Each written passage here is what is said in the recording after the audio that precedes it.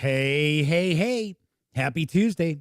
Come on in, pull up a chair. The Gaming Gang Dispatch is in the air.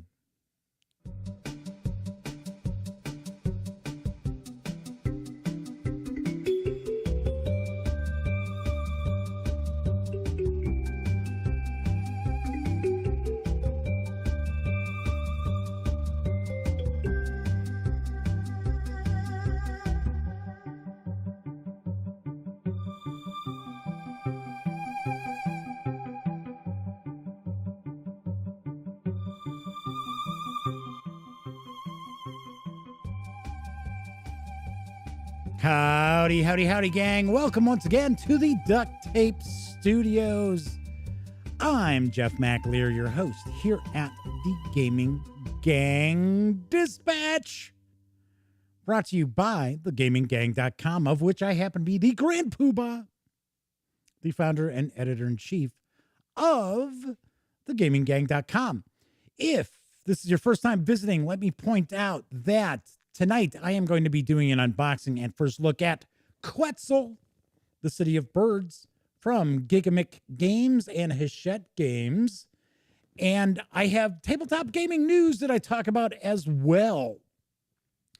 So if you are watching this after the live stream and you are looking forward to checking out the unboxing, there are timestamps you can skip ahead and just go directly to the unboxing if you don't want to catch the latest in tabletop gaming news.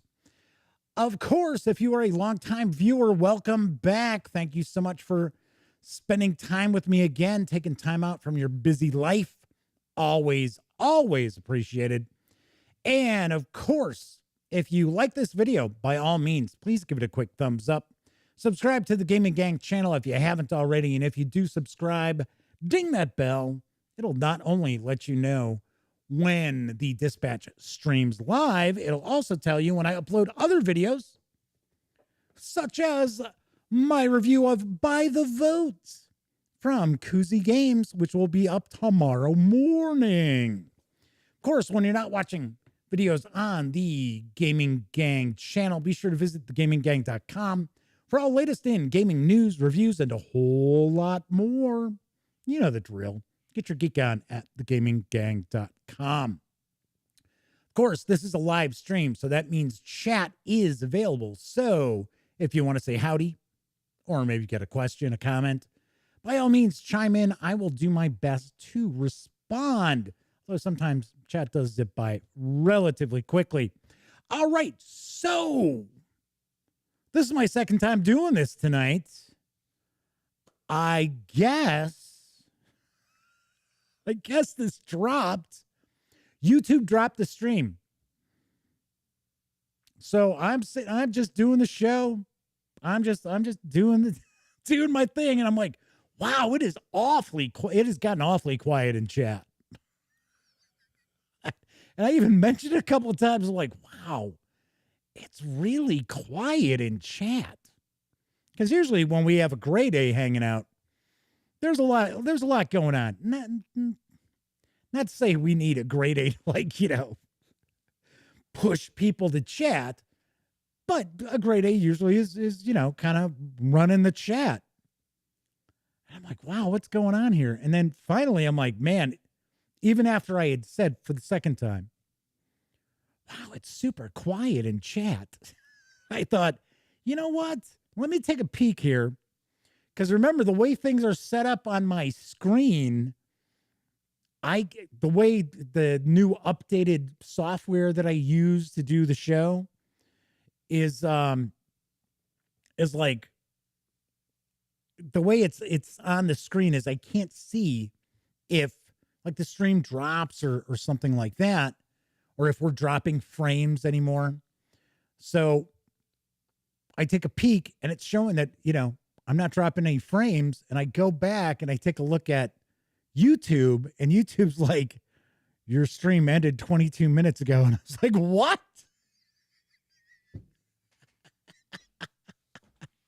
I was like, man, I have spent the last 22 minutes talking.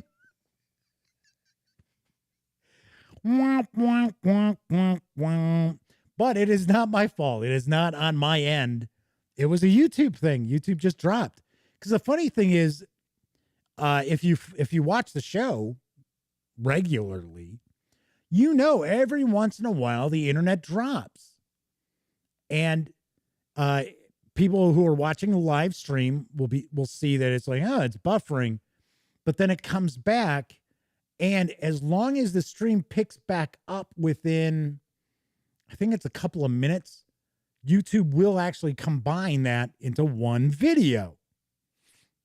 So something was up because it dropped it and that's it. And then I took a peek and there were absolutely no drop frames. So got to say it must have been on YouTube's side, but no big deal.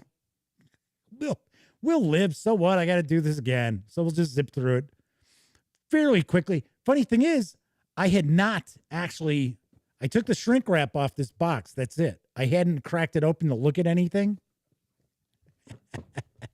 All right. So in chat, we've got Flaming Huron, who is one of our chat moderators. Gary Clarkson is back. Casey Board Gamers is joining us. John Vogel's here. John's like, I believe I've seen this before.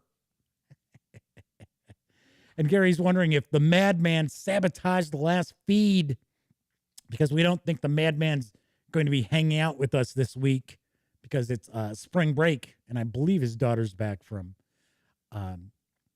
college for spring break. So yes, Gary's also like, is this Groundhog's Day? Yes. All right. So there's some discussion about Malta Besieged, which I will talk about again coming up on the news. So let's jump on into the news because arriving in Q2 is a Royal Will from Mega Mint Games. Here's the scoop. Death, woe, tragedy, and opportunity. Euphoria, once the peaceful center of the Andromeda Galaxy, a crossroad for kingdoms and solardoms, has plummeted into treachery and chaos. With the unexpected deaths of its royal family, assets that can buy nebulas are up for grabs, and everyone has a tactic to try to alter the wills in their favor. A royal game of galactic greed. Form strategic character pairings using just 2 cards to win the wills. One character acts to disrupt the inheritance, the other steals the wealth. There's a craft to high-stakes thievery.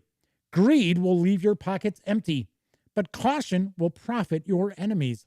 Play your cards right, and the wealth of Euphoria shall be yours. A Royal Will is for 2 to 6 players, ages 14 and up, plays in around 15 minutes. It's going to carry an MSRP of $25 when it arrives from Mega Mint Games this spring. Cool. This looks kind of interesting. I like the art style. The art style is kind of interesting, and it kind of makes me think of like oh my gosh, the AEG game that's not with AEG anymore. That they made umpteen different things for it. I think it's over at Z-Man Games now, and where it's basically a dozen cards, and you're basically trying to get closest to the princess. Gosh, I can't believe I can't remember the name of the game because I actually had umpteen copies of it too. But that was a big hit. So I wonder if this is, kind of similar vein. Sounds kind of cool. All right, this April is going to see the release of Pizza from Amuza Games. Here's the dish. Players work as chefs in a renowned Italian restaurant to carefully refine their cooking skills and earn points by baking and serving the customers their most desired pizzas. 4 dice are rolled and sorted on the game board. These decide which slices can be topped with ingredients this round. Players then choose one ingredient card and pick a location to play on their board. The card determines the number of spaces their pawn moves and therefore where an ingredient token can be added to top a slice of pizza. Once all players have topped slices with ingredients, they have a chance to serve a waiting customer. The customers are very demanding and will only eat certain types of pizza. Yes, and all the customers are named Karen. Serving the customers the type of pizza they desire in a timely manner and as often as possible leads to victory. After 6 rounds, the player with the most victory points is the beloved pizza chef and wins the game. Playing the advanced mode adds in bonus tiles that introduce a variety of ways to score points throughout the game. Pizza is for 2 to 4 players, ages 8 and up. Plays in around 30 minutes. It will carry an MSRP of $35 when it arrives in the spring. Cool. I like the, once again, I think the art style to this is nice. Thank you, Casey. Board Gamers Love Letter is what I was trying to think of. Man, I can't believe I zoned out on that one. Well, probably because it's no longer with AEG, and I really have no relationship whatsoever with Z-Man Games once Zev left. So, yeah, I guess that's probably why I zoned. So, W4 is saying, Overcooked the board game? I think it's just a pizza game. But I'm kind of, to be honest, I'm sort of interested in like the advanced game where it talks about that there's some new tiles that come into play. That might be kind of cool. And I like how the various different customers all show like these are the ingredients they want. So I'm assuming that the customers who want more ingredients give you more victory points. All right, moving right along. Up on Kickstarter for Old School Wargames, which is an imprint of Worthington Publishing. It's essentially Worthington Publishing, is a deluxe edition of Malta Besieged 1940 to 1942. Here's the skinny. Malta Besieged 1940 to 1942 is a solitaire game covering the pivotal World War II years and the often overlooked battle for the Mediterranean. You're placed in the role of the Commonwealth commander in the theater and must utilize every resource at your disposal to fend off unrelenting Axis attacks in order to ensure the survival of the island of Malta. The George Cross was awarded to the island of Malta by King George VI, so as to bear witness to the heroism and devotion of its people during the Great Siege. The George Cross was incorporated into the flag of Malta beginning in 1943, and actually remains on the current design of the flag. Malta Besieged features both familiar and innovative gameplay. Supply was the key element in the Mediterranean campaign, and so it is here as well. Players will have to safely shepherd vulnerable convoys and their valuable cargoes in order to effectively wage war. With the ability to trade supply for extra actions at the most crucial moments, this places an additional emphasis on that precious resource and also creates extremely tense convoy battles, which will resolve as the game progresses. Ultra is a crucial asset in the game, but beware of Axis counterintelligence. Spitfires can rule the skies. Gibraltar can block U-boat advances.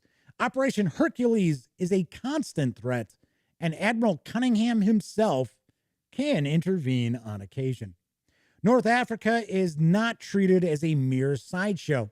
Indeed, the struggle with Rommel, the desert fox, holds the ultimate key to victory, if Malta can hold out against the constant pressure. If a fortified Tobruk manages to stubbornly delay the vaunted Africa Corps long enough, then General Montgomery and his battle-tested 8th Army can possibly make a dash for El Alamein to capture Tripoli and secure a glorious triumph. There is a short Kickstarter video. It is really short. It's less than a minute long. But for some strange reason, and I have played other Worthington Publishing videos before, and they tend to use the same music, I got a copyright flag on it. So what I'm going to do is, like I said, it's less than a minute. We'll take a peek at it here, and I will just talk over it. So Great A's back with us in chat. He's like, oh, we're back now? Yes, we are. So Gary Clarkson says, Worthington games always seem light on pieces but high in price. I'm really glad this game is being reprinted, but it seems a lot for what you get. I will still likely back it. Well, I disagree on the light on pieces. It all depends on what game you're talking about. I'll give you an example. If you've taken a peek at my unboxing of Cowboys 2, there's quite a bit in it. There's quite a lot in that. Something else I have to look at too is the replayability. How often is that game going to get to the table? I have reviewed Malta Besieged back when it was with Victory Point Games, and I really liked it. It's designed by Steve Carey, and if I remember correctly, I gave it like an 8 or an 8.5 out of 10. I did like it quite a lot, and unlike some of the old States of Siege games from Victory Point Games, there's a lot going on in this. In fact, for some people, it might be a little too much. But yes, you can get Malta Besieged right now. Once again, it is a solitary game for ages 14 and up. Plays in about an hour and a half from my experience. I think they're indicating that it's an hour, but it always took me a little longer than that. You can reserve a copy of the game for a special Kickstarter price of $59 as you're pledged through April 5th. I do believe that we are going to be seeing this carry an MSRP of $75 when it arrives this August. So very quick turnaround on this, for one thing, I have to say. So that is very, very cool. So a Grade A says they finished Druid Stone, or I should say Druid Stone. At least that's how I think you're always. It's not Druid. I've had people say, no, it's not Druid. It's Druid. And I'm like, no, I think it's Druid. Anyway, Grade A says they finished Druid Stone this weekend. Great game. I thought it's so much better than Gloomhaven. I got to point out, I've never played Gloomhaven. I haven't even played it like on PC. I don't know anybody who owns it. I always joked around. Now I think it's easier for you to get a copy of. But it was one of these games that was always like the top hotness, yet nobody owned it. Nobody could buy it. I was kind of like, so how is this so hot? Nobody's played the damn thing. So Druid Stone, a Grade A, who's that from? Please let me know in chat, because I like those sorts of games. I really do. You know me. I'm a fantasy nut. So, all right, let's talk about some role-playing game news, this is the point where I think the stream cut out last. I don't think we got into this, or I got into the video for it. And then I was actually talking about the video, and there was absolutely nobody saying anything in chat about it. And I'm like, wow, I'm really surprised nobody's commenting on what I'm saying about this video. Anyway, up for crowdfunding for Monte Cook Games is The Darkest House. And allow me to scare up some details. That house on the outskirts of town, sitting empty behind a crumbling wall. The one people whisper about, the one that has gone unlived in for years. Sometimes a few hardy souls creep in, it is said, to see what treasures or secrets they can find. Most find nothing, just an empty old house. Some return shaken. A few don't return at all. You've seen this house before. If not in this city, then in some other. You've heard the rumors, and if you haven't, well, someday they'll find you. What happens to a house when it sits alone for so many long years? What jealousies and hatreds does it quietly nurture? What whispers echo through its empty hallways? What waits, crouched within its dark rooms, hungering for the return of life for you? The Darkest House is a tabletop role-playing game product built from the ground up for online play, with unique features that take advantage of the online environment for an awesome experience.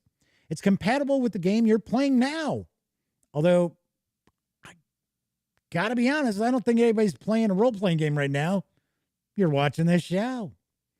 Anyway, it's made for that game that you might be playing right now.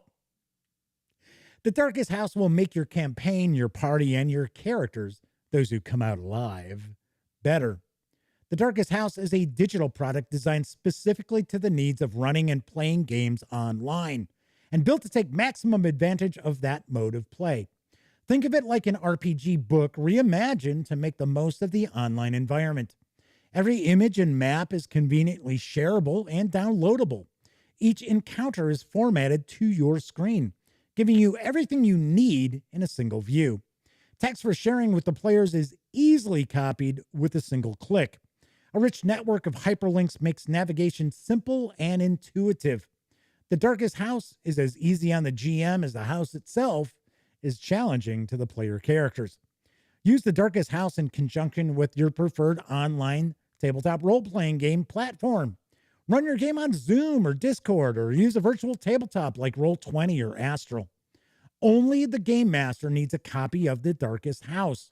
Like a conventional RPG product, it gives the GM the information, resources, and tools to run the game, plus loads of handouts, images, and other shareable items to distribute as appropriate to the players.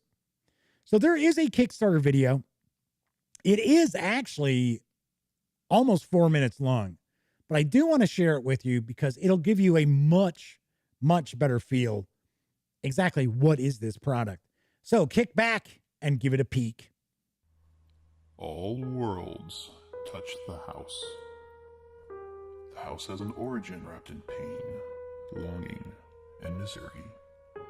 The house is older than most of the worlds it intrudes upon. Perhaps it is an infection that spreads throughout the worlds. Perhaps it is an entity constantly worming and seeping its way into new universes. Perhaps the worlds need the house somehow. Perhaps it is where they store away their own pain, emptiness, and misery. The Darkest House is a digital product designed specifically to the needs of running and playing games online, and built to take a maximum advantage of that mode of play. Think of it like an RPG book reimagined to be as useful as possible in the online environment.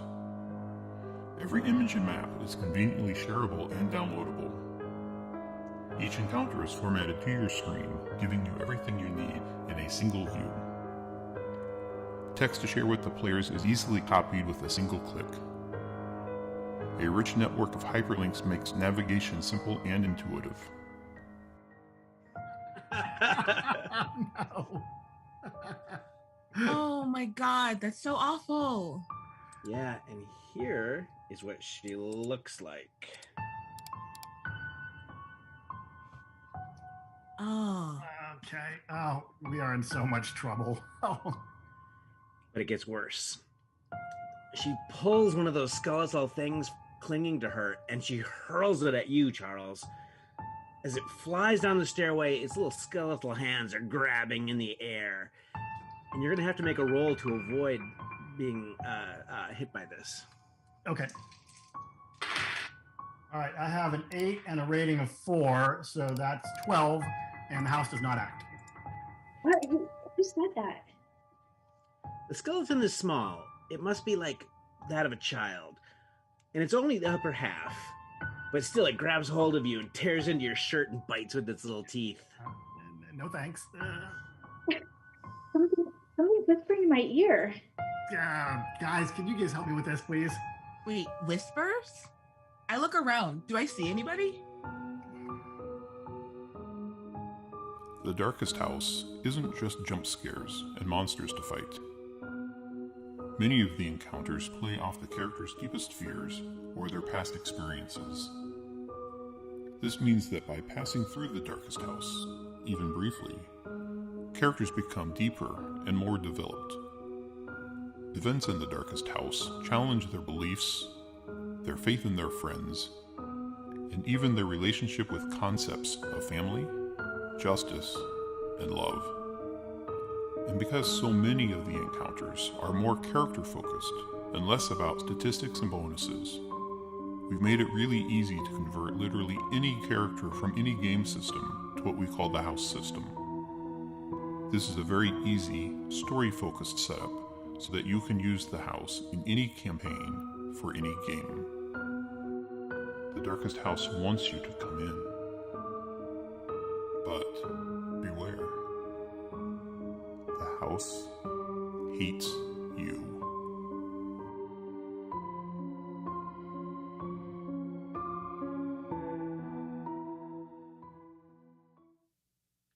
Right now, you can reserve a copy of The Darkest House and unlock stretch goals for a $45 pledge through April 2nd.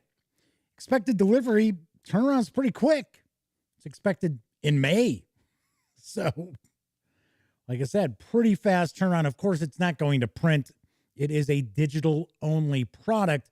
Now, Flaming Heron had pointed out that they didn't quite follow this. Is this using a virtual tabletop or is it its own thing? It is essentially, from what I understand, it is a digital product.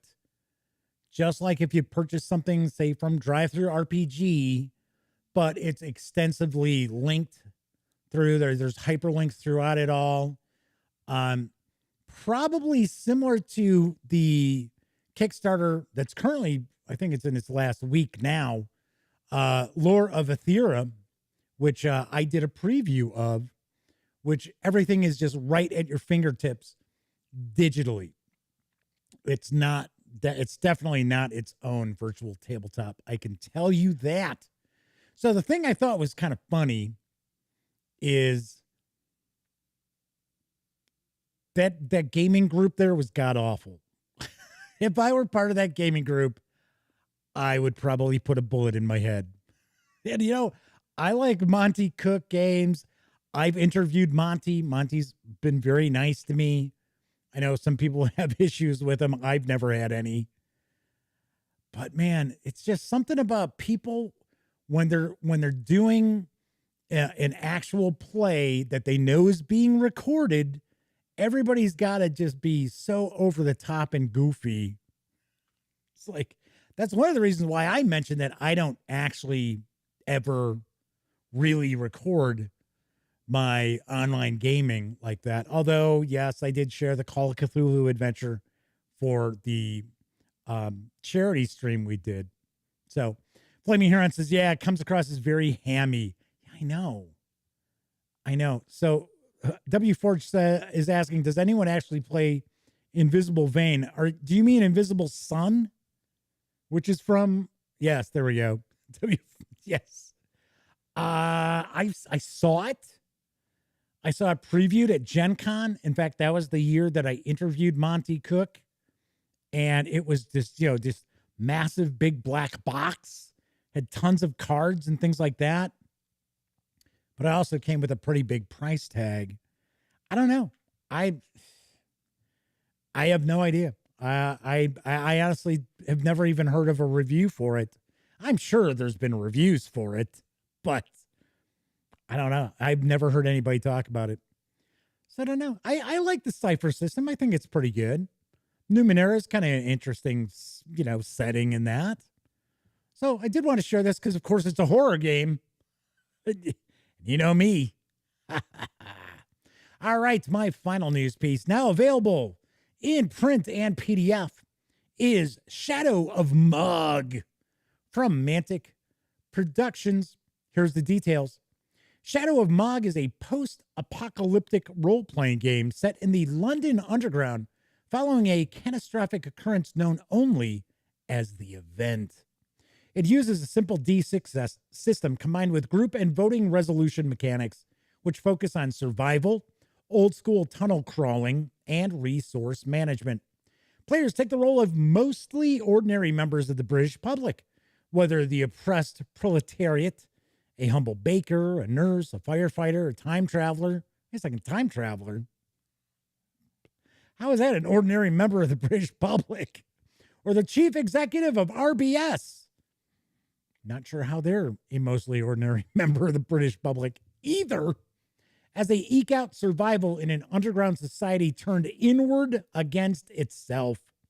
The game explores the ramifications of mob rule democracy, the frailty of hope, and the banality of evil. Also, you can play as Candlestick Maker. Shadow of Mug contains a full 90-page RPG rule set for running collaborative games within the London Underground world of Shadow of Mug, presented in an A5 zine booklet. There's a unique voting and group resolution mechanic system testing the limits of democracy. 37 game classes conveying the breadth of depths of contemporary British society. as well as 36 custom designed random tunnel events, plus traditional tunnel crawling procedure for exploring the London Underground. There's a game map of the London Underground following the event, tools to generate events, NPCs, underground station locations, and encounters, as well as rules for managing group resources, as well as group anxiety. Ugh. I'm anxious. The 90-page zine and PDF together are available from the Mantic Productions website for $20.75. You can grab the PDF over at Drive-Thru RPG for $11.05. And I do believe this is kind of this is being touted as a post-Brexit role-playing game. So I would say this is probably relatively political, but I am going to see a copy of this. So I will be sharing that with you. It is going to be sent to me, so I will be able to share that with you. Could be kind of interesting, could be completely wacky, but I thought I would share it. It's something different. All right, that is it for the news tonight. Of course, I was just talking about Drive-Thru RPG. Please keep in mind that the Gaming Gang, thus the Dispatch, are affiliated with the One Bookshelf sites. So if you are going to visit, say, I don't know, Drive-Thru RPG, by all means, please visit thegaminggang.com first. Click on one of our banner ads. That way, if you do happen to make a purchase, I get a little portion of that sale. And all those nickels, dimes, and quarters really do add up and really do help keep thegaminggang.com around, because there are actually quite a few people who use those links, and I super, super appreciate it. I really, really do. So Flaming Heron says the price of Invisible Sun is what stopped him from picking it up. Yeah, it was mighty pricey. And then there was all this other stuff too to it. So I don't know. Once again, like I said, I like Monty. I like his company. Invisible Sun to me struck me as being very gimmicky. Then again, I could be wrong. It could be the most fantastic role-playing game system ever created by man. Could be. I don't know. All right. So that's the news for tonight. A couple of things I'm going to tackle before we jump on into the unboxing. First of all, on tomorrow's show, I had planned to share an unboxing and first look at Scope Stalingrad, which is from Draco Ideas. It is for, I believe, 2 to 4 players. It's a card game that simulates the sniper duels in the ruins of Stalingrad during World War II. I almost drop it. But I got something today that is going to bump this to getting its own quick, first look video. And that would be Atlantic Chase from GMT Games. We are going to take a first look at this tomorrow. I'm going to do an unboxing. We're going to dive on in and take a peek. This is 1939 and 1942. I believe it's the North Atlantic. And it does not focus on submarines. It focuses on fleet actions. So kind of interesting. So this is volume 1 in a new series. And I don't know, for some strange reason, I thought there's like wooden blocks in this. I might be way off, but I do see we've got some various ship counters on the back as well. And I am a big naval fan. I know I've told my stories about Fleischer Pratt's naval war game way too many times. Then on Thursday, we are going to take a peek at the Alien Archive 4 for Starfinder from Paizo Inc. We're not going to page through every page, but we will get a good idea of, give you a feel for what's in this book. I believe this actually hits stores on the 21st, which would be a Sunday. That's kind of an odd day, but I could have swore that's what I saw. I never know when stuff from Paizo's coming out. I never know when Paizo stuff's coming for me to review either. It just shows up out of nowhere. So we'll get a look at that. We'll take a peek. And lastly, if you would like to win my copy of the alternate art edition of Dungeons and Dragons Candlekeep Mysteries from Wizards of the Coast. Be sure to check out my review here on YouTube before March 28th. And you got to watch the review. I tell you how to get into the running to win this. And I will actually send this anywhere I legally can from the United States if you win. So definitely check it out. Got to point out, I received my review copies about a week, maybe even a little more than that, after everybody else. And wow, boy, I'm telling you, I'll be surprised if that video hits like 500 views, when normally D&D stuff, 10,000, 15,000 is usually what I get. Although I got to point out that it seems like the adventure books, and I think this is for everybody, I think the adventure books do actually pull in fewer views than like the player facing books, like a Tasha's Cauldron of Everything sort of thing. All right. There's some other things that I'm going to talk about, what's coming up next week, something a little bit different, and some contests. So I will talk about that after we take a first look at Quetzal. And if you are watching live, I'm going to end up diving right into this. If you are watching after the fact, this is about that point where you're going to get an ad. So enjoy that. I'll be right back. All right. So I am going to take a first look at Quetzal, which is from Gigamic Games. I think that's how it's pronounced. And it's being released in North America by way of Hachette Games. It's designed by Alexandra Garcia with art provided by Nastya Len. The game is for 2 to 5 players, ages 10 and up. Plays in 30 to 75 minutes. Obviously, that must be due to the player count. This game also carries an MSRP of $34.99. So Grade A says that they read that Wizards of the Coast has owned Dungeons and Dragons longer than TSR did. That doesn't shock me. That does not shock me at all. So what, 74 to... I forget when Wizards picked them up. So Flaming Heron says, Paizo do good products. Yeah, Paizo's pretty cool. Their stuff is pretty cool. Board Game Gran has made it to visit with us tonight. Welcome aboard. Good to see you once again. We have not seen your pal, Kabuki Kid, in a while. So that's kind of wild. Used to see Kabuki Kid all the time. Again, you know, people get tired of my shtick. All right, let's swing on over to the other camera because here's Quetzal. Yes, here is Quetzal. Now, I had it in shrink when I first started doing this video. And it's when I started taking the shrink off that I was like, I don't think it's streaming anymore. What's going on here? All right, so Board Game Grant says she's a busy lady. Oh, I know. She's gaming and everything else. All right, so Quetzal, the city of sacred birds, has just been discovered. You have 5 days to explore it and recover the most beautiful artifacts that are buried within it. Will you be able to manage the team entrusted to you each day to optimize the excavations?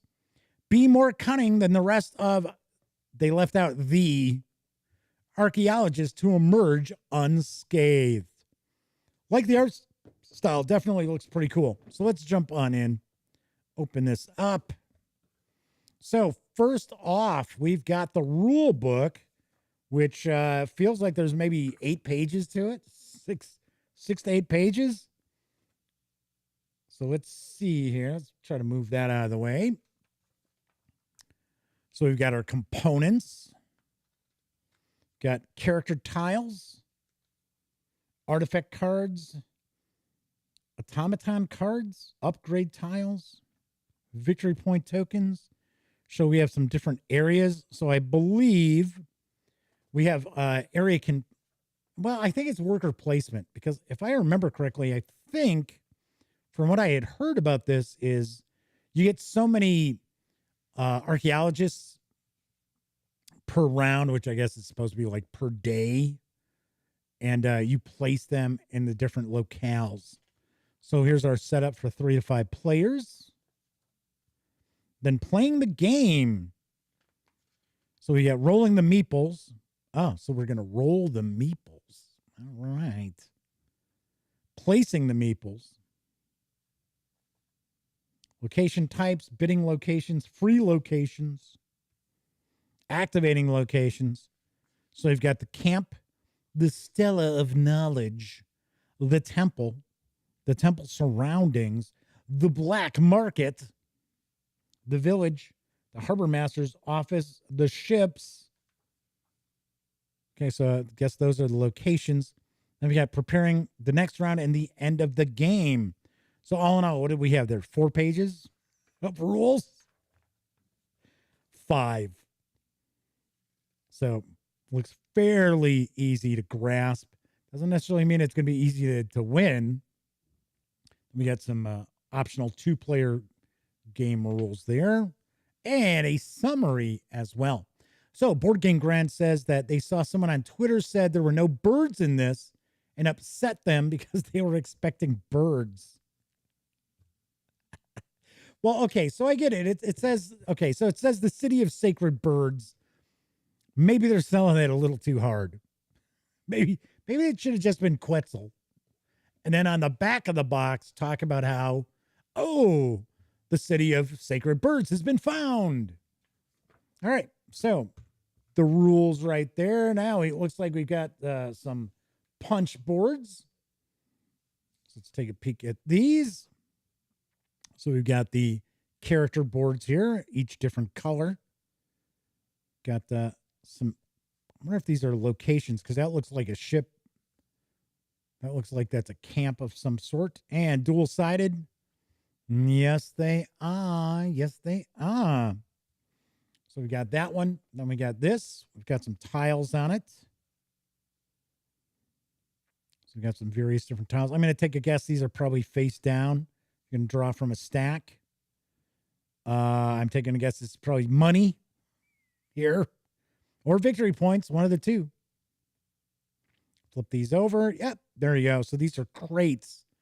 So these will be face down, and then you'll reveal. I'm going to take a guess. Maybe these are like bonuses that you get if you place one of your workers there.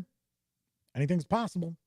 All right. What else we got here? Looks like we've got our game board. Got a little insert here. Well, this actual insert here looks much cooler than this just shoved in there. I don't know why it's got this opening here. See? It's got an opening. That's kind of odd. We got some cards. Yes, the typical Euro game-sized cards. All right, let's take a look at the game board here, because then we can zoom in and look at the cards and stuff. All right. So, oh, okay, cool. Because I thought maybe this game board would be huge, but it is not. So Board Game Grant says they thought the same thing about the birds. Well, let's be honest. This is a great hobby, and I love a lot of the people who are involved in it. The vast majority of the people involved in our hobby are fantastic.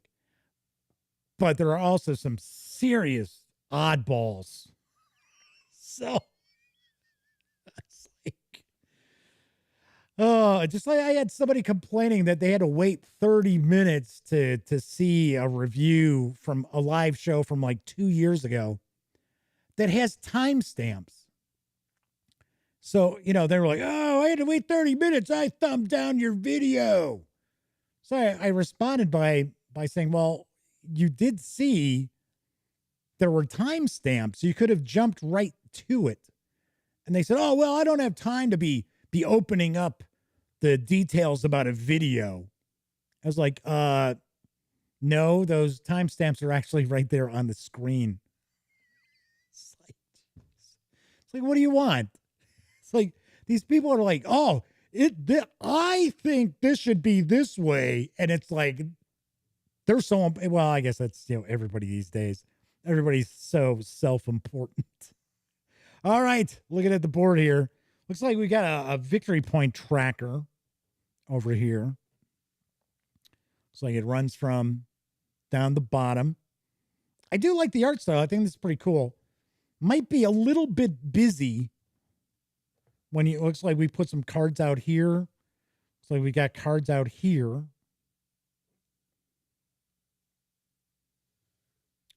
Then it looks like this might be a round tracker up in here. Some board game grant says some people can be jerks, especially on the internet.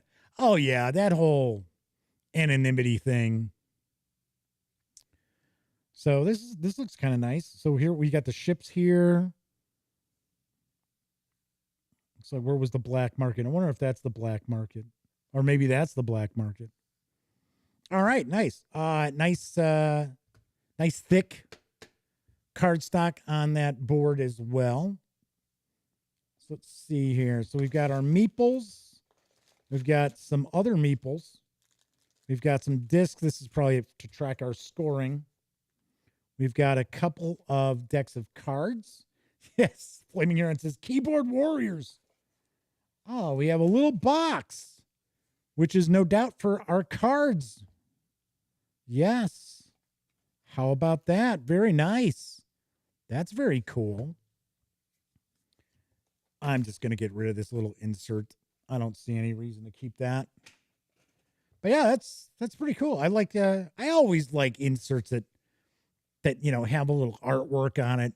GMT Games, a lot of people don't notice that a lot of their war games and that when you take stuff out, they actually have artwork on the insert. So Board Game Grant says they throw away that center bit. Yeah, I just did. Tossed it in the trash that I have behind me. Okay, so here we have these bigger meeples. These are smaller meeples. So I think this is your actual character, and I think these are meeples or like employees that you can recruit. All right, so let's zoom in. Let's zoom in and take a peek. Take a peek at these bigger meeples here.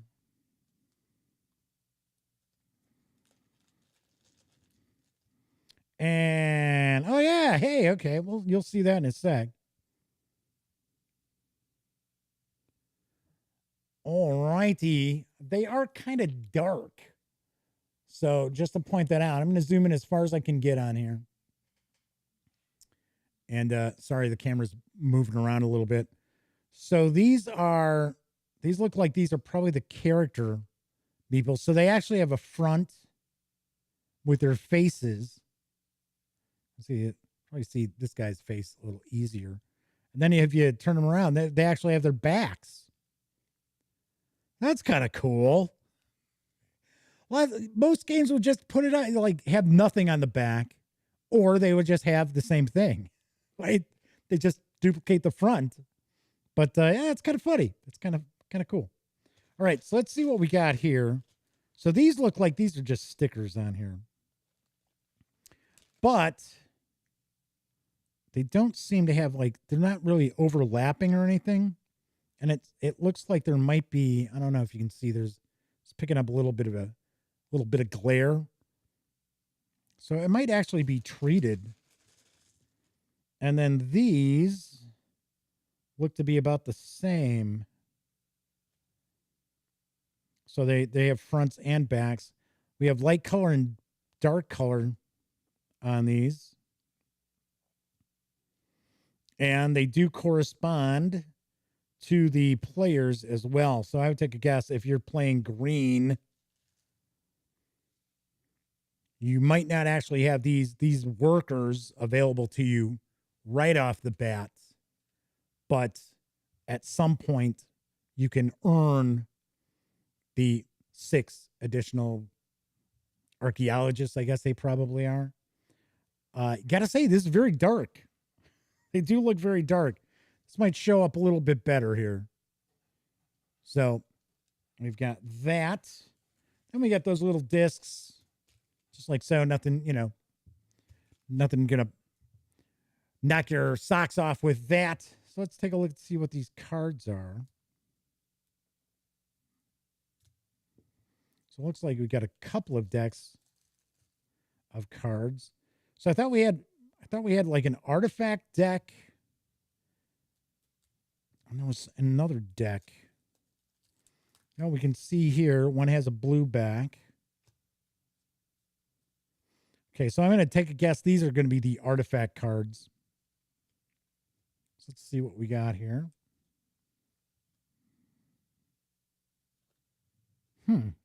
Okay. At some point, we must put these cards out to determine what these areas provide. So I'm going to take a guess. Once again, I have no clue. I haven't taken... You saw me look at the rules. That's how much I know about this game. I would take a guess that we probably have a few of these that we put out so that this changes from game to game. Because I noticed this top area is remaining the same, but the other two areas are changing. They're not all the same here. So we've got those. So we've got what? 8 of them, was it? Nope, 10. So we've got 10 of these. So I wouldn't be surprised if maybe we utilize like 4 of them in the game. Just a guess. All right, so these are the artifacts. Let's take a look. See what we got here. So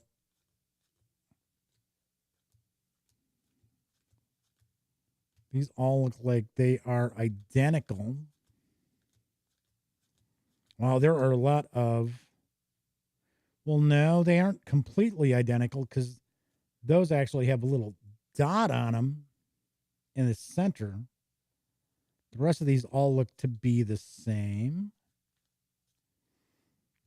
So these are, no doubt, these are artifacts that your archaeologists are uncovering. So see, we've got this weapon here, but then we have some that has that. So I don't know. But we also see that they all still have a number 1 on them. I don't know. This has nothing on it. There's no numbers. Okay. Huh. Interesting. I always get a kick out of the like archaeological games. Ooh, we found a skeleton of somebody. or someone's tomb. Oh, and they've got a hat on, helmet on. So these are a little bit different as far as those go. Cool. All right. So we've got the 2 decks of cards, which I am now going to put this little box together to put those into. It's like a little crate.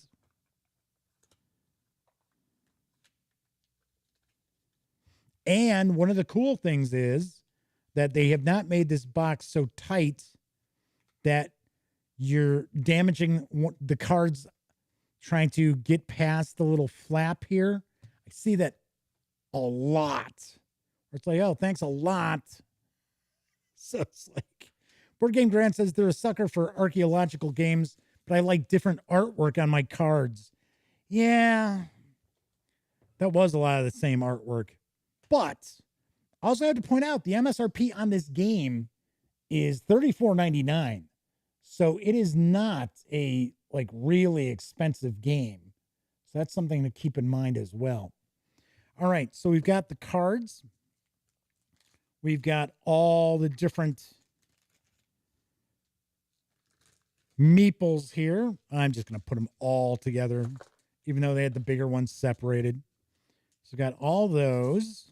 We've got these discs, which look like they're for scoring, for that scoring track. Maybe something else, because there's 2 of each color, that is. So we've got those. In fact, let's put the game board back in first. It's got the cool little game board, like the art on that. We've got the cards, the meeples, the discs, a couple of punch boards with tiles and stuff. The big whopping, what was it, 10 pages, 12 pages? 12 pages. The whopping 12-page rule book, which about 5 of the pages are actual rules. And that is what we find when we take Quetzal, the city of sacred birds, outside the box. Of course, I will have a review of Quetzal in the very near future as well. So I see Casey Board Gamers is calling it a night. Thanks for hanging out with us, Casey. Always appreciate you stopping by to visit. And funny enough, this is a lot later than the show usually is. All right. So there you have Quetzal. As I mentioned, I'll get a review of that out as soon as possible. So on tomorrow night's show, once again, I will be unboxing and taking a first look at Atlantic Chase for a War Game Wednesday. This is from GMT Games. This is the first in a new series of naval warfare games.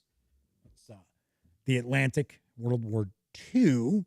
So that's on tomorrow's show. And then on Thursday's show, we're going to take a look at the Starfighter Alien Archive 4 from Paizo Inc. So I was talking about next week. I've got an idea. I got to grab it. See, I had to stack things around the area that I'm shooting the unboxing at. So the fine folks over at Free League Publishing have sent along some more Symborum books. So I have the Advanced Player's Guide. I have the Game Master's Guide. And I also have the Monster Codex for Symborum. Now, you know, Free League Publishing just released a starter set for Symborum as well. I reviewed it. If you haven't checked it out, by all means, if you're a role-playing game fan, take a peek. So what I'm thinking of doing is I have talked to my contact over at Free League Publishing, their PR person, and she'd like to do some contests. So what I'm thinking of doing is next week, kind of have a Symborum week on 3 of the 4 shows. So probably Monday and Tuesday, and then Thursday. And then on Wednesday, we can take a peek at, where is it? Of course, I don't have it sitting around. Oh, wait. Dominant Species Marine, which is also from GMT. These are the 2 games that showed up today. So I can do that on next Wednesday's show. So what I'm thinking of is just Advanced Player's Guide on Monday, Dungeon Master's Guide on Tuesday, and then on Thursday, we'll take a look at the Monster Codex. And I will be giving away on each of those shows, if you're watching live, I'll be giving away a PDF copy of the starter set. And then on Thursday, I will actually give away a physical copy of the Symborum starter set, which will come directly from Free League Publishing. So, something to keep in mind. Yeah, I thought, something a little bit different. And, strangely enough, a lot of the role-playing game stuff pulls in more viewers than some of the board game stuff. So I don't know. I don't know. All right. So that's it for this time out. Once again, if you were watching live, thank you so much. Always appreciate it. Always appreciate people taking time out of their lives to watch this knucklehead pontificate.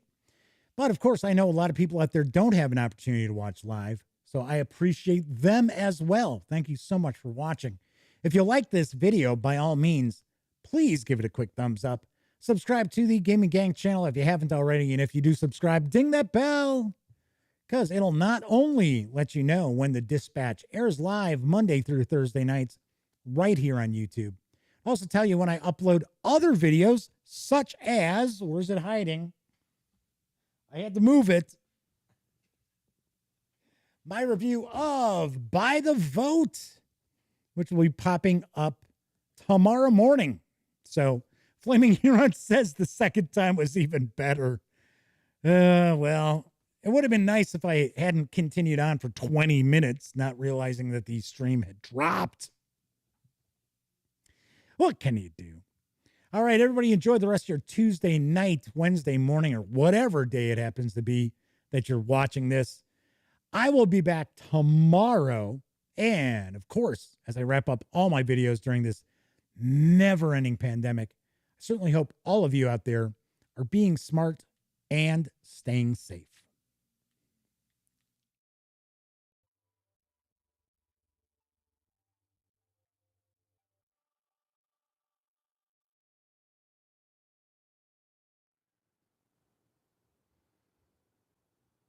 Oh, hey, you're still here.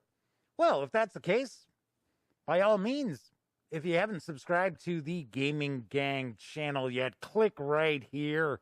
If you'd like to see the latest episode of the Gaming Gang Dispatch, click right up there. And if you want to trust YouTube's algorithm to give you something to watch, click right there. Once again, thanks so much for watching, and everybody please wear a mask.